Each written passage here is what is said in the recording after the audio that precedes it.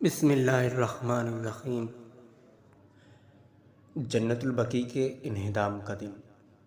بقیع ایسا زخم ہے جو کبھی نہیں بھرے گا۔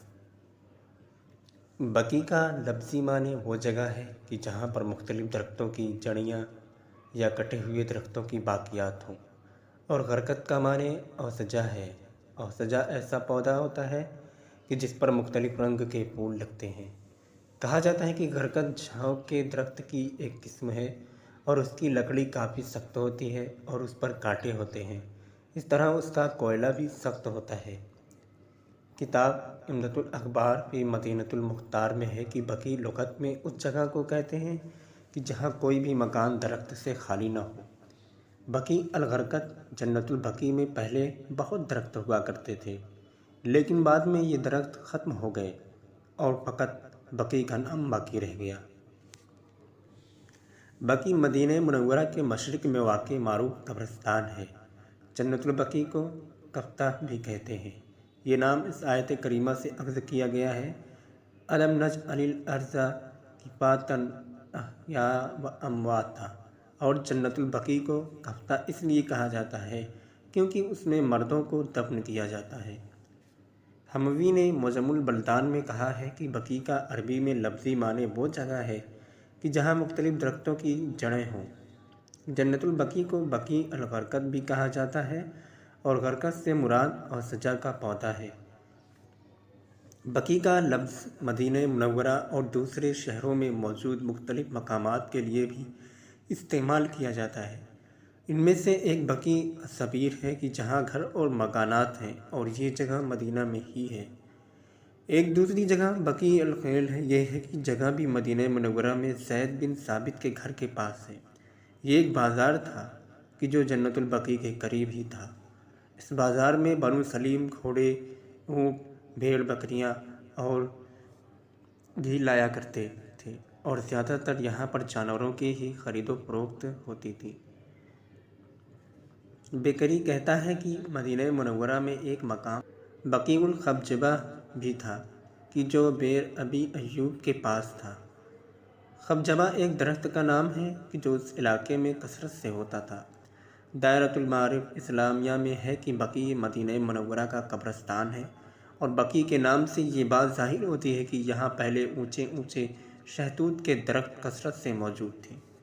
یہ بھی کہا گیا ہے کہ بقیع سے مراد وہ جگہ ہے کہ جہاں ایک قسم کی گھاس اگتی ہے کہ جسے عربی میں زرق کہا جاتا ہے۔ جنت البقیع کا تاریخی پس منظر۔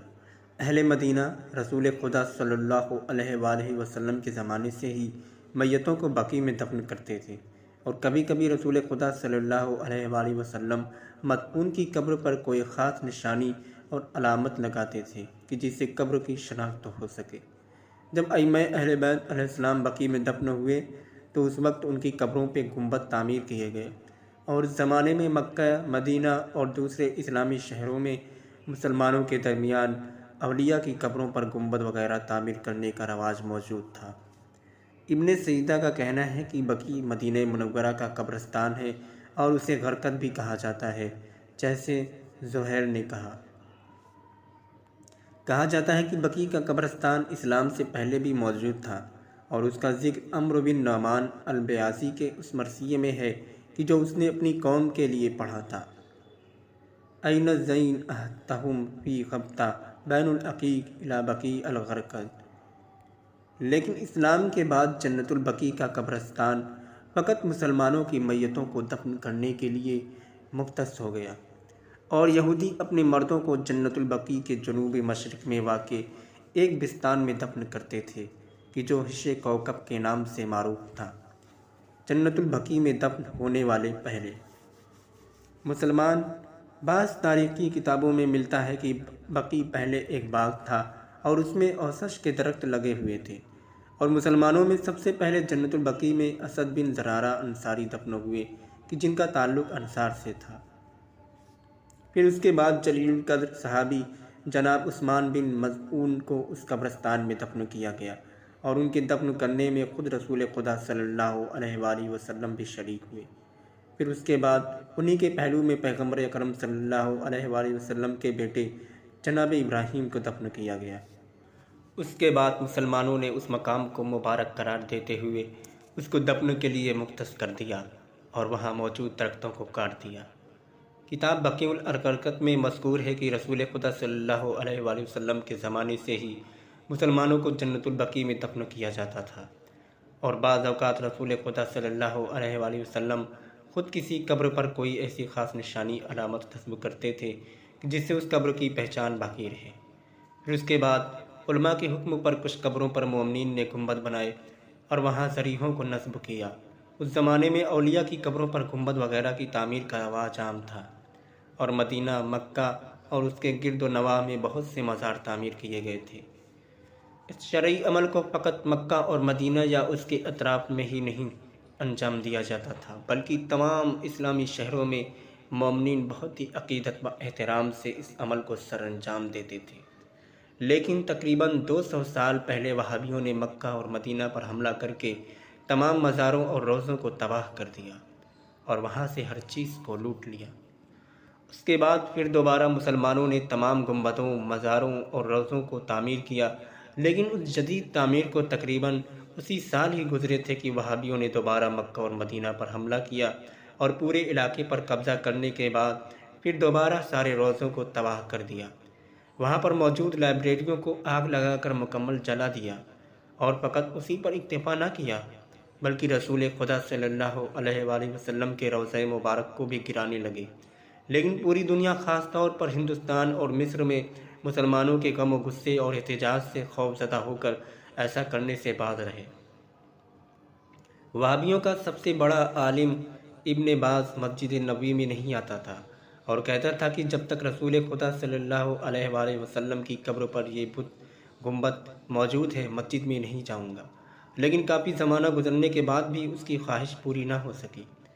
وہابیوں کے ہاتھوں جنت البقیع اور مقامات مقدسہ کی تباہی و انہدام۔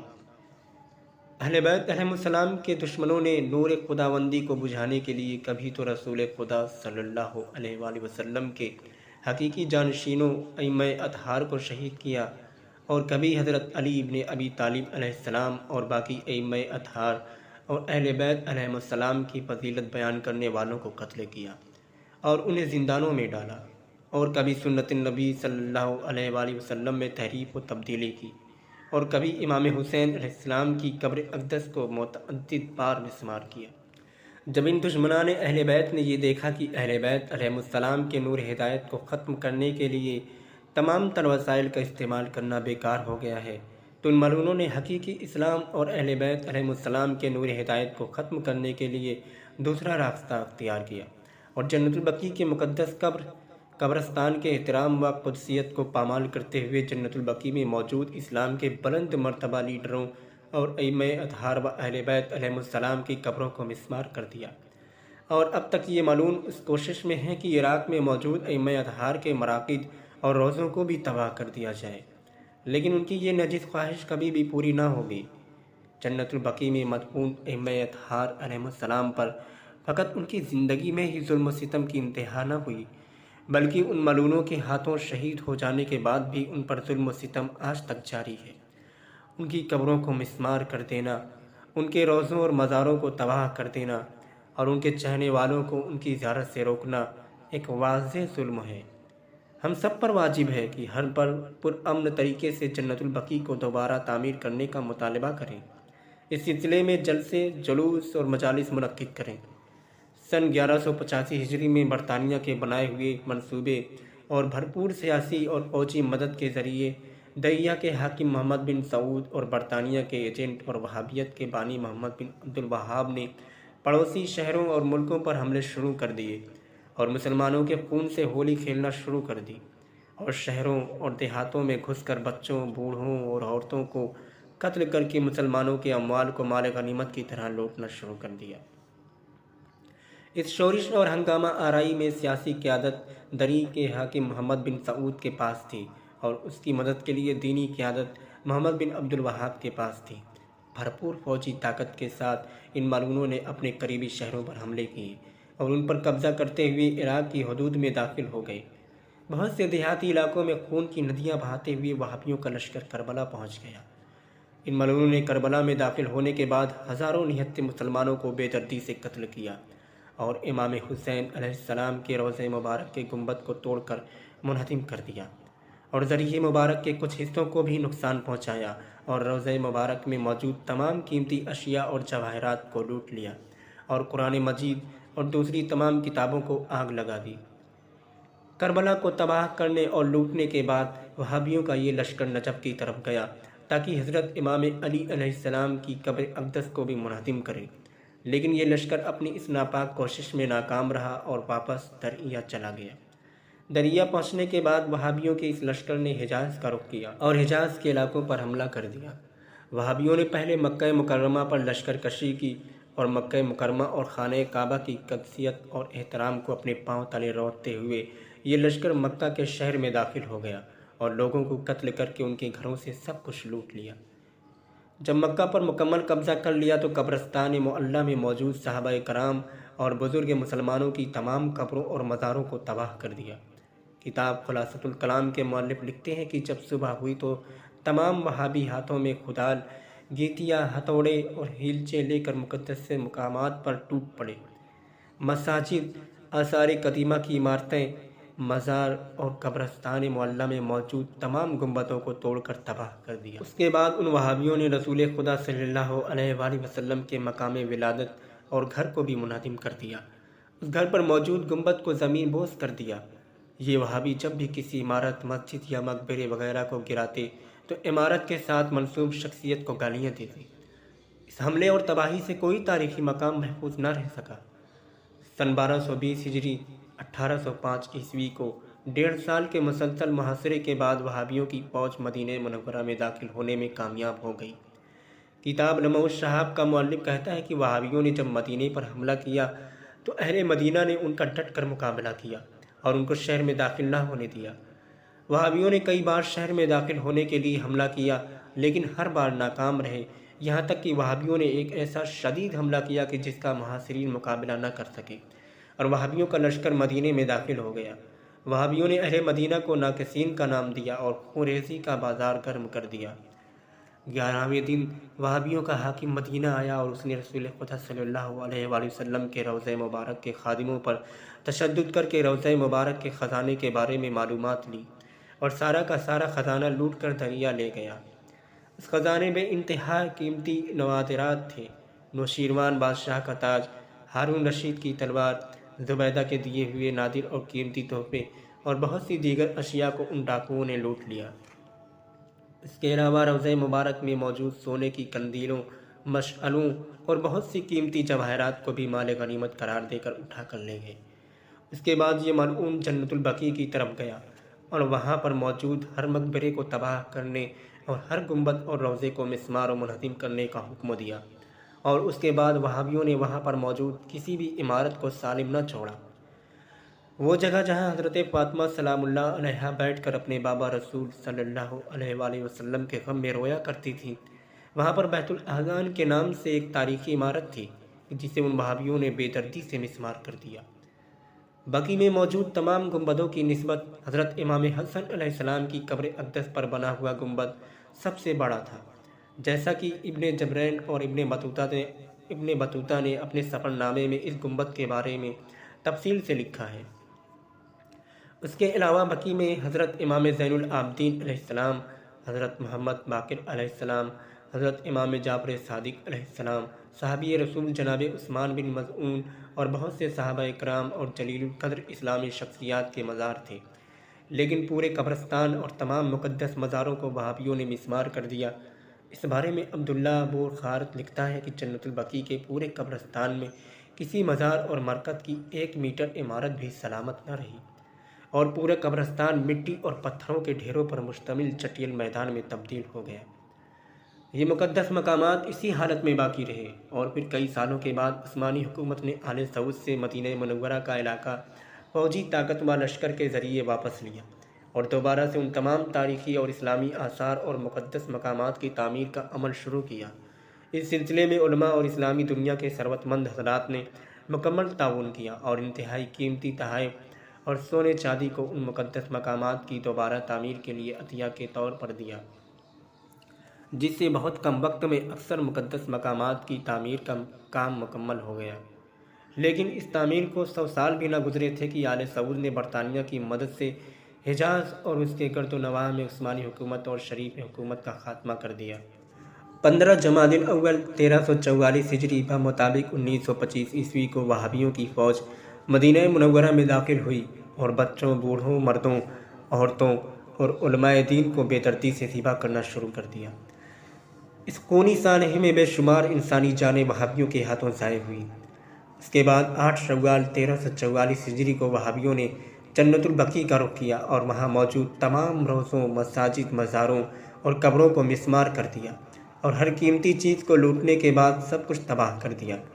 جنت البقیع کو تباہ کرنے کے بعد وہابی حضرت رسول خدا صلی اللہ علیہ وآلہ وسلم کے روضہ مبارک کو بھی گرانے کے لیے بڑھے، لیکن وہابیت کے منہ پر چڑھا ہوا اسلام کا خون اترنے کے ڈر سے اس کام سے باز رہے، اور دوسری طرف پوری اسلامی دنیا میں ان کے خلاف غم و غصے کی ایک لہر دوڑ گئی، جس کی وجہ سے وہ اپنے اس ناپاک منصوبے کو عملی جامہ نہ پہنا سکے۔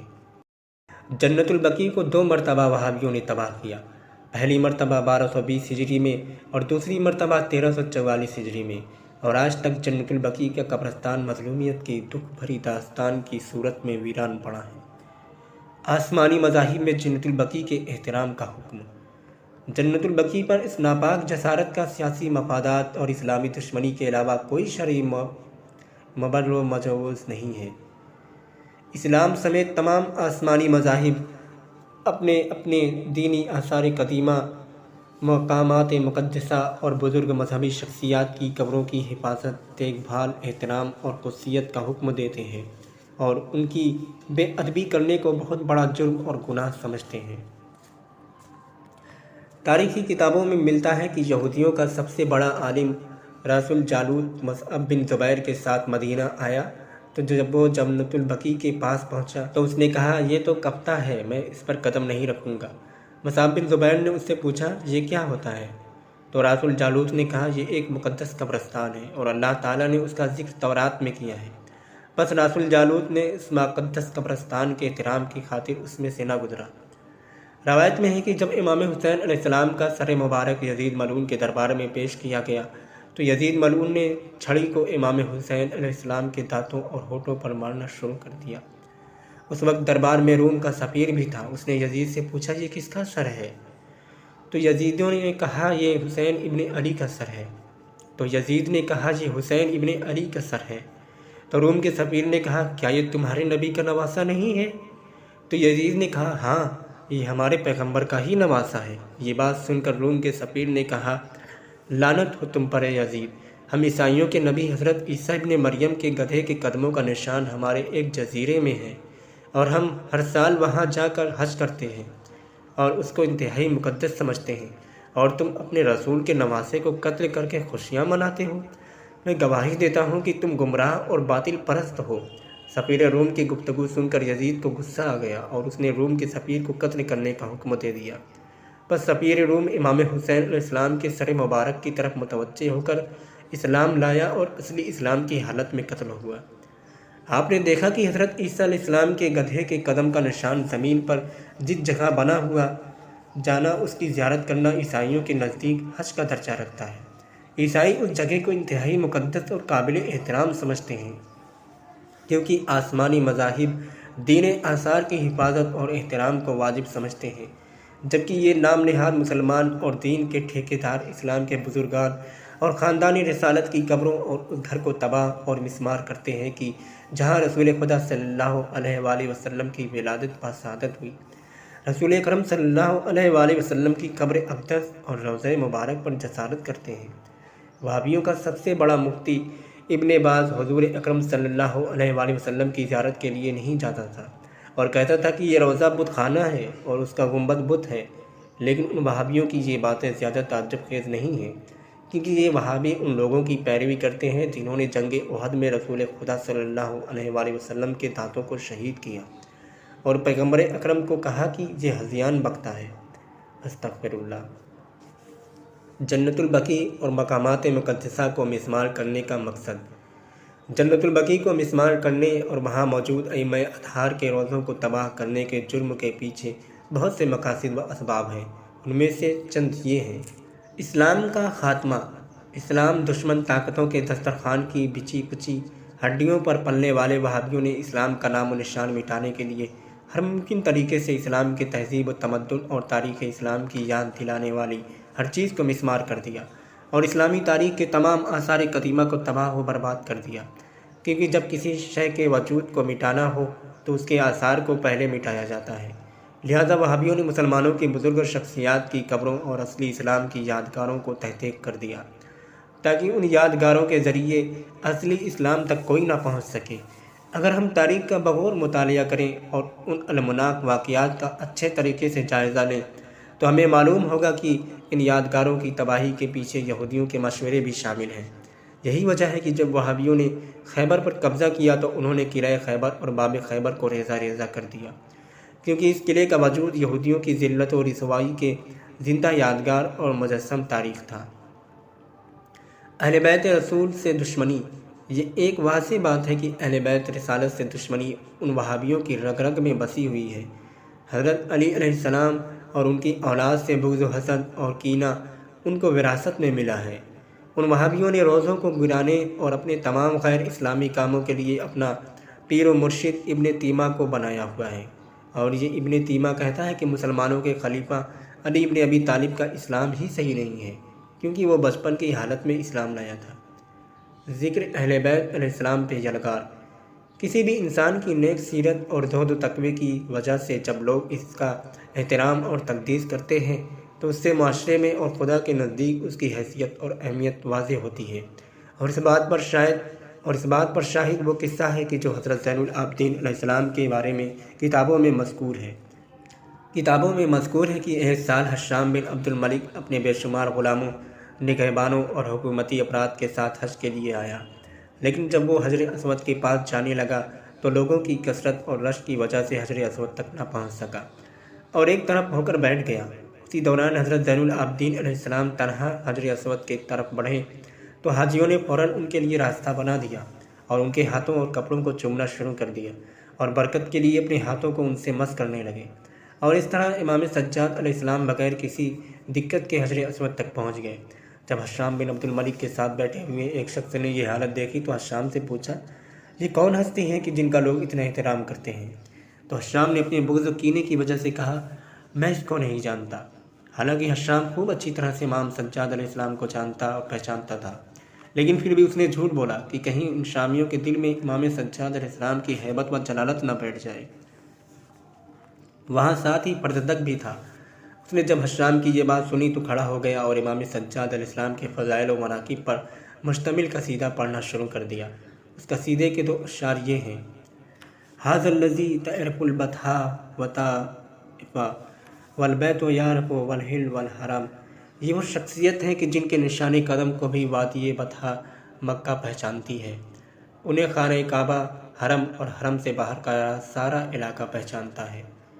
یہ تمام بندگان خدا میں سے بہتر و افضل ہستی کے فرزند ہیں۔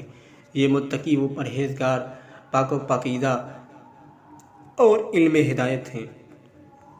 لوگوں کے نزدیک عظیم ہستیوں اور شخصیات کے عزت و احترام اور تقدس کا ایک طریقہ ان کے آثار کی حفاظت اور قبروں کی تعمیر بھی ہے۔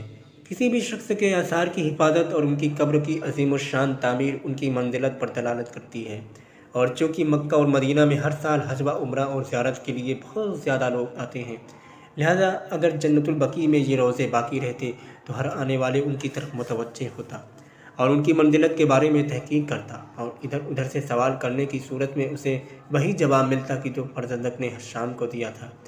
اور تحقیق کے بعد جب ان ہستیوں کو پوری دنیا سے زیادہ عظمت اور افضلیت کا اس کو معلوم ہوتا تو اس کی عقل اس سے ان کے مذہب کی طرف مائل کرتی۔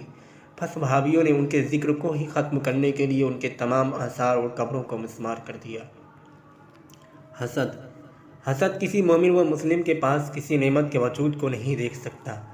حاسد کی پوری کوشش ہوتی ہے کہ وہ کسی طریقے سے اس نعمت کو ختم کرے۔ یہی وجہ ہے کہ خداوند تعالیٰ نے سورہ فلق کی 5ویں آیت میں حاسدوں کے حسد سے بچنے کے لیے خدا کی پناہ مانگنے کا حکم دیا گیا ہے۔ قرآن مجید کی بہت سی آیات میں حسد کی وجہ سے رونما ہونے والے جرائم کی طرف اشارہ کیا گیا ہے۔ مثلاً قابیل کا جناب حابیل کو قتل کرنا اور جناب یوسف کے بھائیوں کا ان پر ظلم و ستم کرنا فقط حسد کی وجہ سے ہی تھا۔ اسی طرح نام نہاد مسلمانوں کی طرف سے اہل بیت علیہ السلام پر اتنے ظلم و ستم کرنے کا سبب بھی حسد ہی تھا۔ سورہ نساء کی آیت نمبر 54 کے بارے میں امام محمد باقر علیہ السلام سے دریافت کیا گیا کہ وہ کون لوگ ہیں جن کے بارے میں اس آیت میں ہے کہ لوگ ان سے ان کے فضل و کمالات کی وجہ سے حسد کریں گے جو اللہ تعالیٰ نے انہیں عطا کیا ہے۔ تو امام محمد باقر علیہ السلام نے فرمایا کہ ہم اہل بیت رسول ہی وہ لوگ ہیں کہ جن سے خدا کے عطا کردہ فضل و کمال کی وجہ سے حسد کیا جاتا ہے۔ ان وہابیوں نے جب یہ دیکھا کہ اہل بیت علیہ السلام کی عظیم الشان روضے، عظیم ذریعہ اور سب سے بلند اور بڑے گنبد ان کی عظمت و جلالت پر دلالت کرتے ہیں اور ان کی وجہ سے انہیں پوری دنیا میں بلند امتیازی حیثیت حاصل ہے، جبکہ اس کے مقابلے میں ان وہابیوں اور ان کے سرکردہ اماموں اور لوگوں کا نام و نشان تک نہیں ہے، تو ان کے دل میں حسد و کینے کی گندگی نے جوش مارا اور اتنے بڑے غیر انسانی، غیر شرعی اور غیر اخلاقی جرائم پر آمادہ کر دیا۔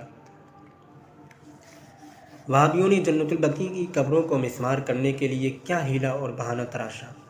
تمام مسلمانوں کے برخلاف وہابیوں کا یہ نظریہ ہے کہ انبیاء اور ائمہ اہل بیت علیہ السلام کی قبروں کا احترام اور تعظیم کرنا خدا کے ساتھ شرک کرنے کے مترادف ہے اور ایسا کرنے والوں کی سزا قتل ہے۔ اس طرح وہابیوں کے مذہب میں مزارات، امام بارگاہوں اور دیگر مقدس مقامات کی تعمیر بھی جائز نہیں ہے اور نہ اس طرح کی جگہوں کی زیارت جائز ہے۔ وہابیوں کے نزدیک تمام مقدس مقامات اور بزرگ اسلامی شخصیات کے مزاروں کا وجود شرک کا باعث بنتا ہے، لہذا ان کا تباہ کرنا وہابی عقائد و افکار اولین جز ہے۔ اور یہی وہ ظاہری بہانہ تھا جس کی آڑ میں وہابیوں نے جنت البقیع اور مقامات مقدسہ کو تباہ کرنے کا قبیح ترین جرم کا ارتکاب کیا۔ حالانکہ حقیقت یہ ہے کہ وہابیوں کے ان جرائم کے پیچھے وہ درد پردہ مذموم عزائم و مقاصد پوشیدہ تھے جن کا تذکرہ گزشتہ صفحات میں کیا جا چکا ہے۔ وہابیوں نے اس قسم کی اپنی غیر اسلامی آراء اور الٹے سیدھے فتووں کو اسلام دشمن طاقتوں کی مدد سے تمام مسلمانوں پر نافذ کرنے کے لیے لوہے اور آگ کو استعمال کیا۔ اسلامی ممالک میں جہاں تک ممکن ہو سکا اپنے نجس ہاتھوں کو پھیلانے کی کوشش کی۔ عراق، شام، خلیج اور بہت سے دوسرے عرب ممالک ان وہابیوں کی یلغاروں سے محفوظ نہ رہ سکی۔ جہاں پر بھی ان وہابیوں نے حملہ کیا وہاں قبضہ کرنے کے بعد سب سے پہلے وہاں موجود صحابہ، تابعین اور اہل بیت رسول علیہ السلام کی قبروں کو مسمار کیا، جس سے ظاہر ہوتا ہے کہ یہ وہابی دشمن کی طرف سے خاص طور پر اسلامی آثار کو مٹانے پر مامور تھے۔ چونکہ مکہ مکرمہ اور مدینہ منورہ میں سب سے زیادہ اسلامی آثار قدیمہ اور مقامات مقدسہ ہیں، اس وجہ سے یہ دونوں شہر سب سے زیادہ متاثر ہوئے اور اب تک ہو رہے ہیں۔ وہابیوں کے ان غیر انسانی اور غیر اخلاقی جرائم کی وجہ سے تمام مسلمان اپنے تاریخ ورثے سے محروم ہو گئے۔ جنت البقیع میں اہل بیت رسول اور ان کے ذریت کے روضے، بزرگ صحابہ اور زوجات رسول کے مزاروں اور بڑی بڑی اسلامی شخصیات کی قبروں کے ہونے کی وجہ سے وہابیوں نے خاص طور پر اس مقدس قبرستان کی تباہ کاری پر توجہ دی۔ جنت البقیع کی 2 مرتبہ تباہی۔ وہابیوں نے جنت البقیع کو 2 مرتبہ مسمار کر کے تاریخ میں اپنے منہ کالے کیے ہیں۔ وہابیوں نے خوارج اور اسلام دشمن طاقتوں سے وراثت میں اسلامی آثار سے دشمنی حاصل کی ہے۔ تاریخ اور موجودہ حالات شاہد ہیں کہ دنیا میں اسلام دشمنی، جہالت، ظلم و ستم اور فساد کو فروغ دینے والے سب سے بڑے ٹھیکیدار وہابی ہی ہیں۔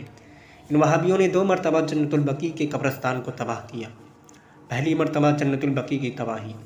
جنت البقیع کو تباہ اور مسمار کرنے کا جرم کبھی فراموش نہیں کیا جا سکتا۔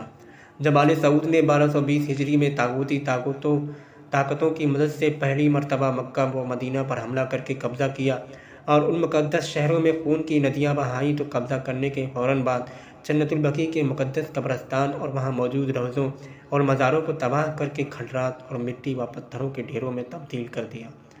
لیکن اس کے بعد عثمانی حکومت نے آل سعود پر ایک لشکر جرار سے حملہ کر کے ان سے مکہ و مدینہ کے علاقے واپس لے لیے اور پھر دوبارہ سے مسلمانوں کے عطیات کے ذریعے ان مساجد، روضوں اور مزارات کو احسن طریقے سے تعمیر کیا جن کو وہابیوں نے مسمار کر دیا تھا۔